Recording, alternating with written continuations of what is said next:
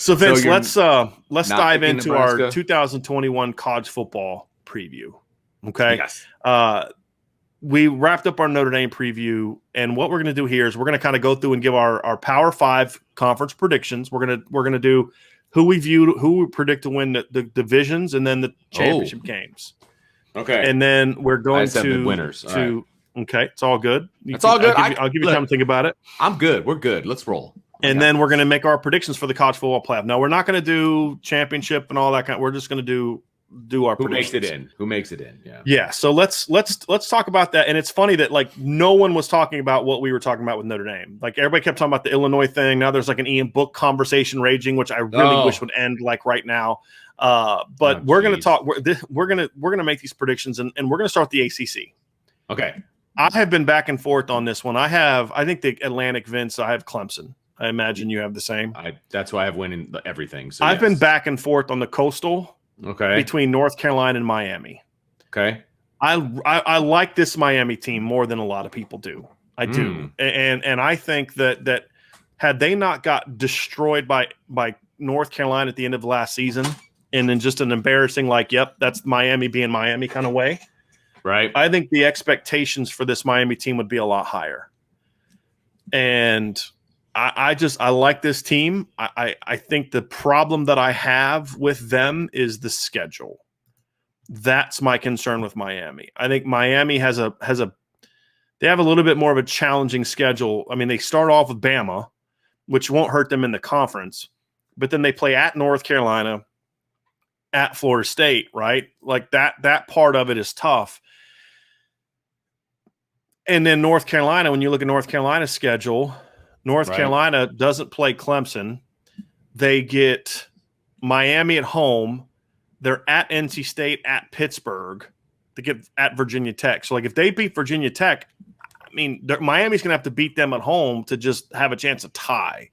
So I think the schedule to me slightly favors North Carolina. However, I think Miami is going to get their butt whooping done at the beginning of the year, where North Carolina's butt whooping I think is going to come later in the year.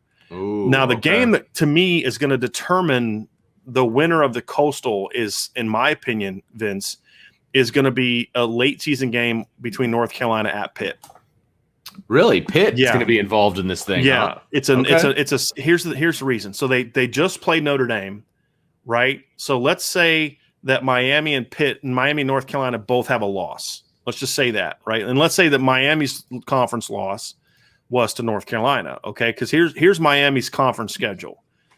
They have Virginia at home, at North Carolina, home against NC State, and at Pitt.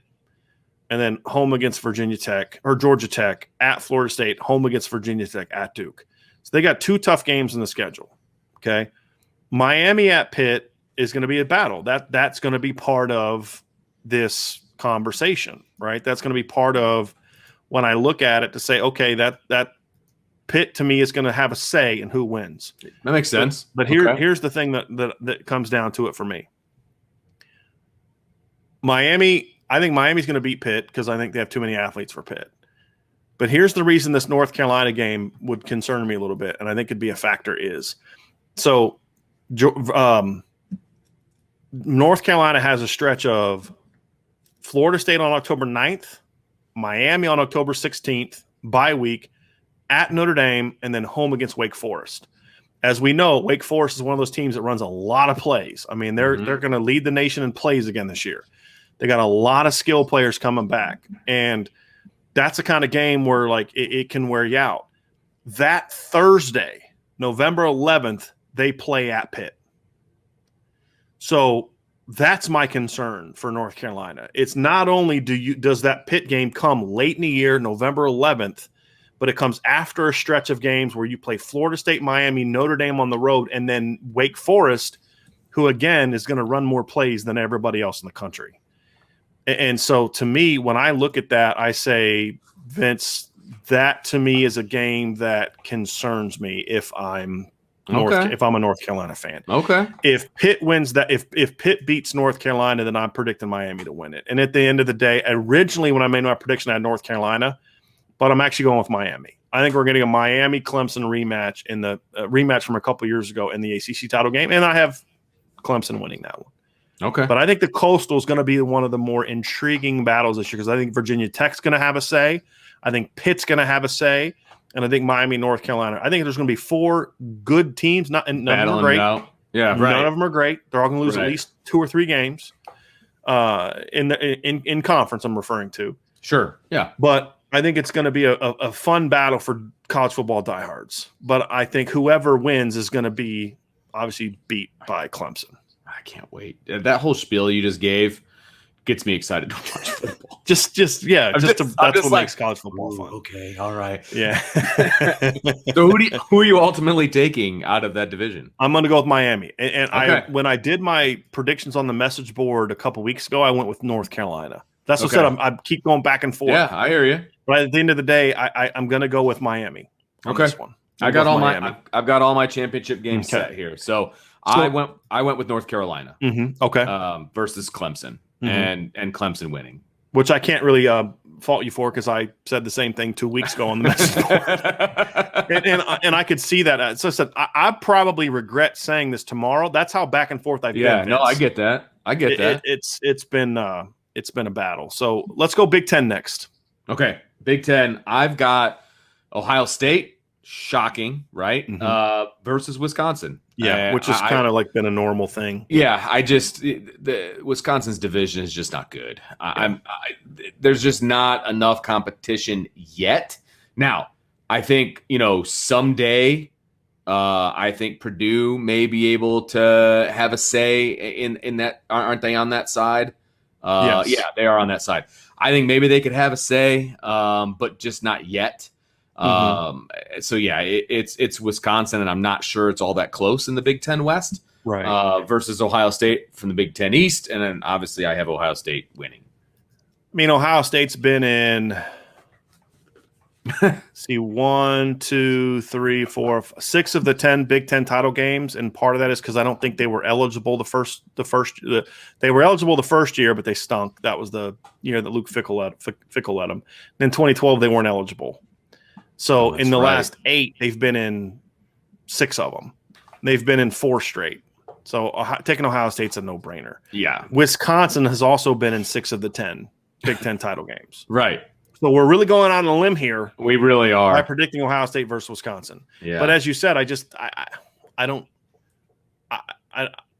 have enough faith in Iowa. I think Iowa lost too much. I don't have a lot of faith in Minnesota.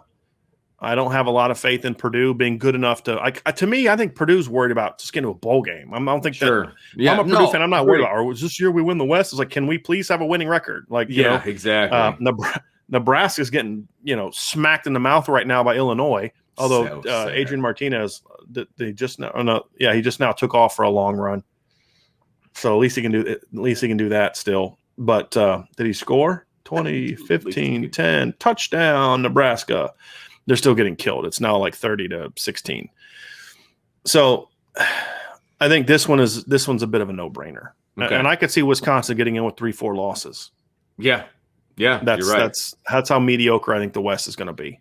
I think the 3 best teams in the Big Ten are all going to be in the East. Right. Yeah, that's I agree with that. Big 12? Yeah. Okay, let's go Big 12. I'll let you lead this one off. Well, I think Oklahoma's the class of the Big 12 again this year. And Oklahoma, to me, is a dark horse to win the title, which I'll get into a little bit. I think part of the reason is they bring a lot back on offense, and I think their defense is ascending. They have actually a better talent on defense now, and I like Alex Grinch, and they play better defense. They don't have to be great on defense, though, to be a legitimate contender. They just have to not suck on defense, and that's where I think Oklahoma is. I think they're actually a decent top 5 or 6 Big 12 defense right now. And then, of course, you put on their offense that I think is going to be very good. Now, their running back depth chart scares the heck out of me. They're down to 2 running backs on their roster. That's concerning. But assuming they can stay somewhat healthy, those 2 guys, and maybe get a guy back or move somebody there, or there's some guys they can move from the slot there. I think this Oklahoma team's a dark horse title contender. And I think it's going to all come down to the defensive side of the ball, not the offensive side of the ball. If the defense can play better football, I have them winning it. Now, who are they going to play in the Big 12 title game? that's a little bit more of a Does it matter? Like, that's kind of where I'm at. I don't know well, that it matters it as won't much. matter who they play. I mean, I have Iowa State being that team. That's who I had as Uh, well. I have Oklahoma. I think Iowa State's going to be a good team this year. I think Iowa State's going to be the number 2 team in the league. I think there's a couple teams that could maybe jump up and surprise some people. I think that Texas could surprise some people if Sarkisian's a legitimate coach. I think Oklahoma State returns a lot this year. I think they could surprise some people. And I think TCU is a team that I would have my eye on. But when I look at, and part of the reason for that is, Vince, is Iowa State's schedule is not as easy as I think some people think. Number one, they play at Oklahoma. That's an L. Right. They also play at Kansas State, and Kansas State's had some big upset wins at home recent years, and they just beat Oklahoma 2 years ago. Right. They also play at West Virginia and at Texas Tech. That Texas and then it's in sandwich between West Virginia and Texas Tech road games is a home game against Texas. That all leads up to that Oklahoma game. Okay. That to me, and then they finish the year off home against TCU.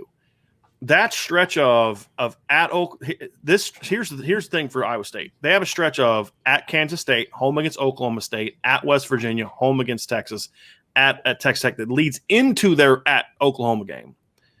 I think they could catch an L or two in there. I really do. Okay. I'm not predicting it. I'm saying I could see it. That's why I'm not as just, oh, definitely they're going to be in, as a lot of people are. I think a lot of people they're clearly the class of the Big 12, Oklahoma and Iowa State. I think the gap between Iowa State and the next couple teams is a lot closer than the gap between Oklahoma and Iowa State. Yeah, I was going to say, I think there's a huge gap there between 1 and 2. But you're right. I think that there's a few teams that could have a case for that number 2 slot. I just don't think it's going to matter who Oklahoma plays. But you still got to make a prediction. And I did. And I had Oklahoma versus Ohio State, Oklahoma winning. So, absolutely. All right, Pac-12. Let's go all the way to the left coast. Okay. I went chalk in the North. Is that what they call it, the North, or whatever their divisions are called? Okay. You went who in the North? I said I went chalk, so I went Oregon. I feel like that. I feel like that's the kind of the chalk answer in the North. In the South was a little bit more complicated.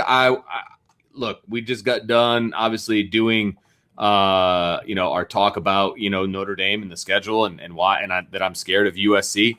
I had USC in there. I think they have an opportunity to make some waves in the Pac-12 Pac-12 South.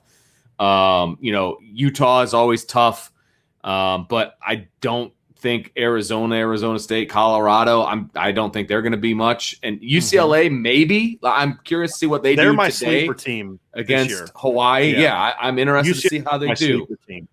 Yeah, I could see that. But known commodities, what I know about USC, I'm taking USC. But I don't think it's going to matter because I've got Oregon beating them in the championship. No, I think that game will be more competitive than you do. I don't think that Oregon's so good. Oregon hasn't done anything to prove to me that they're so good that they can just show up and beat whoever comes out of the South. They still have a lot to prove for me. USC is my pick now, but I'll say this. Utah, I think, is the better team in the South.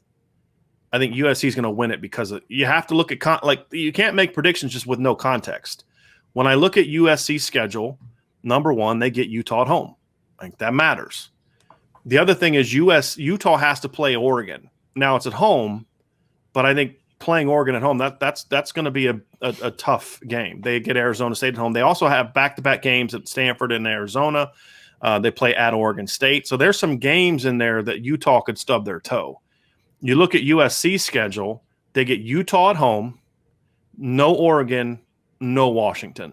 Right. I think the schedule favors USC more than it does Utah. That's why I'm picking. I think I could see them both having 1 to 2 losses in the league, but USC gets the title because they win the head-to-head because it's in LA. That's where so even though I think Utah might be the better team, you have to take the schedule into consideration. And I think that's why I have USC. Now, of all my conferences, the team that I have is the upset, came out of nowhere, shocked everybody, won their division team. It's UCLA. I'm not predicting it because they got to prove it to me, but that's one where I've kind of written down if they got more talent than people think, They could have a really. It's just can it click for Chip this year? That's the question. They're playing right now, aren't they? Yeah, they started at 3:30. Yep. Yeah, you don't have that one on your 17 screens. I only have. We've been so into this conversation that I haven't gone to look at it yet. You got me all distracted with all this conversation about Notre Dame and the playoff and college football and this other kind of stuff. Okay, I haven't been able to bring it up yet. So all right, fair enough. But yeah, that's where I'm. Where I'm at with that, Vince. So let's talk SEC. I have Alabama winning their side of things.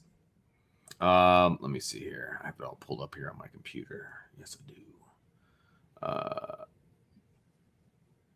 There we go. Okay.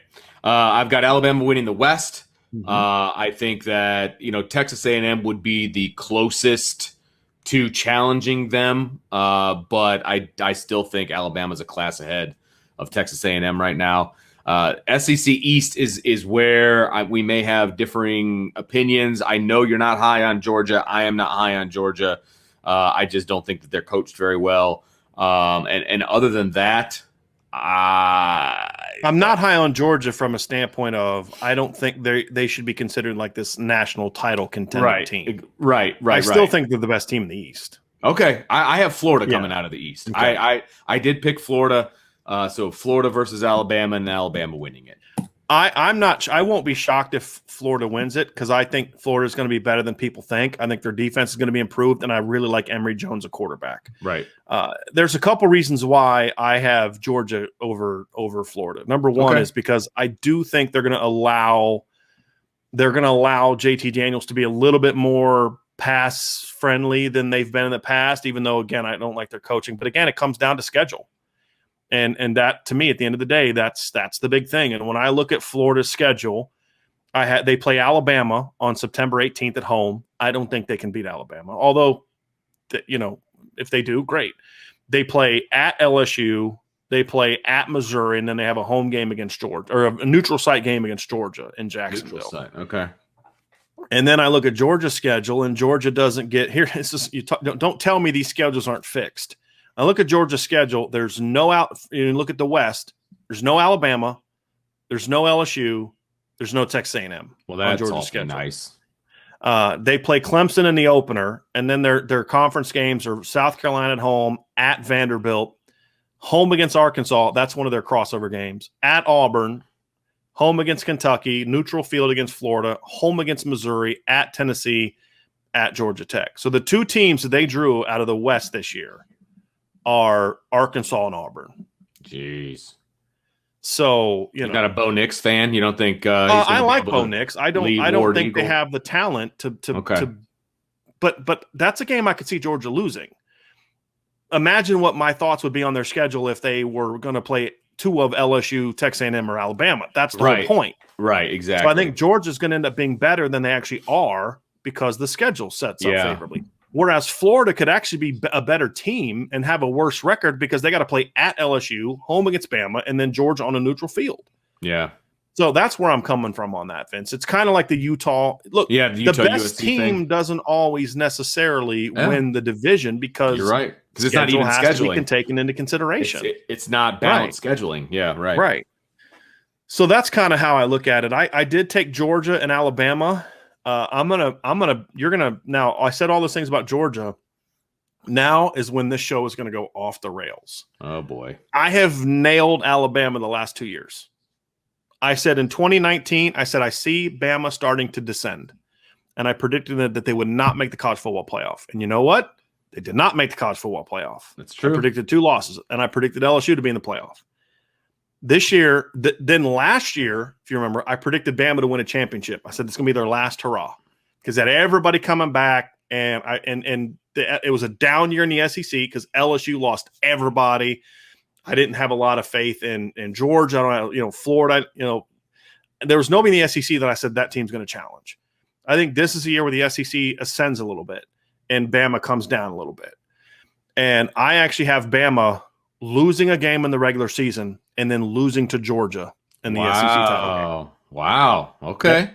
Yep, you're because right. We got to be honest. Georgia has given Alabama a tough game the last time they played. I mean, Georgia blew that game in 2018, the conference championship game. Georgia, remember that stupid safety punt safe call that they made? Yeah. Georgia was beating Bama. And That's then Georgia right. was beating Bama in the title game in 2017 and blew it. This is the year that they don't blow it. And the reason why, JT Daniels. They'll blow a couple games in the regular season, which I'll get into, but they're going to win the SEC title, in my opinion. Okay. All right. They're going to beat Bama. So that's my prediction. So conference winners, Vince, both agree on Clemson.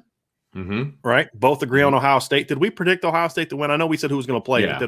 Or did we just kind of both assume it? I think it was understood. Not actually vocalize it.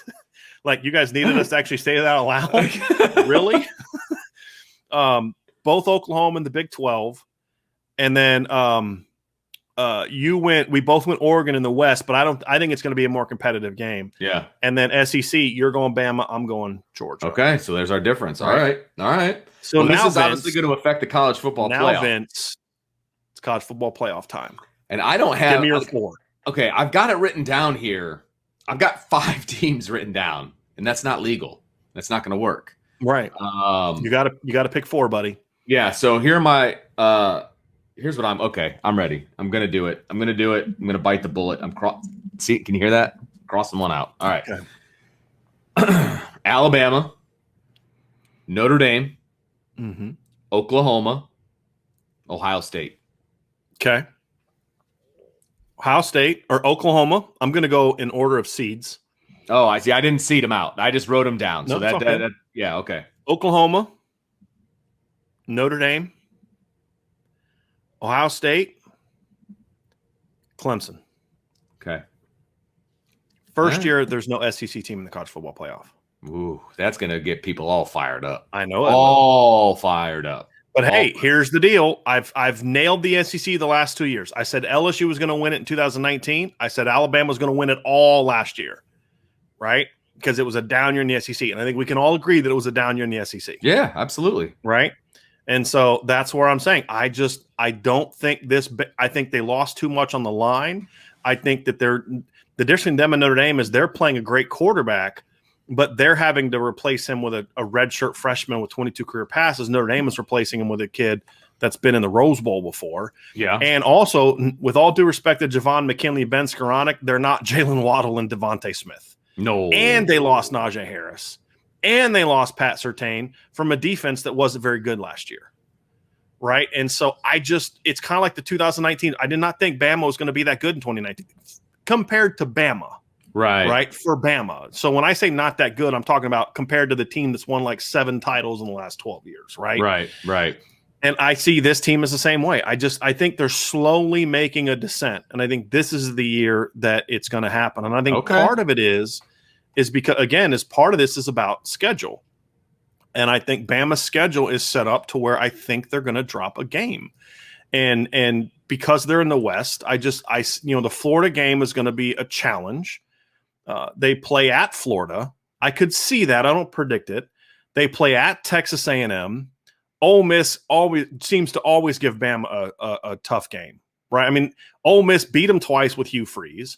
They had them down 24-3 a couple years ago with Matt freaking Luke as their head coach. Right. And they gave Bama the toughest in regular season contest of the year last year. They play LSU at home and they play at Auburn. And they play at Texas A&M. I see a loss there somewhere, either at Florida, at A&M, at Mississippi State, home against LSU, at Auburn. In there, I see a loss, 1.